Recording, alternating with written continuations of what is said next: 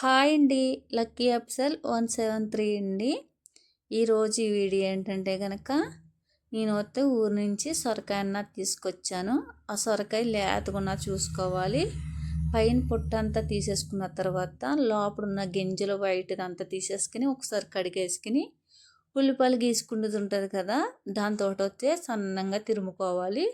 తురుముకున్న తర్వాత పక్కన పెట్టుకుని ఒక కళాయి పెట్టుకుని దాంట్లో నెయ్యి సరిపడగా నెయ్యి వేసుకుని మనము ఏవైతే డ్రై ఫ్రూట్స్ వేసుకుంటామో ఆ డ్రై ఫ్రూట్స్ ఆ నేతిలో కూడా వేపుకోవాలి. నేనైతే జీడిపప్పు ఒకటి వేసాను. వేపుకున్నాక పక్కనకి తీసుకుని పక్కన పెట్టుకున్న తర్వాత ఇప్పుడు సొరకాయ తురుముకున్నది కూడా ఆ నేతిలో బాగా ఎగిన తర్వాత అది కూడా పక్కన తీసుకుని పక్కన పెట్టుకోవాలి. ఇప్పుడు 1 లీటర్ పాలు తీసుకున్నాను, చిక్కటి పాలు, నీళ్ళు కలపకుండా.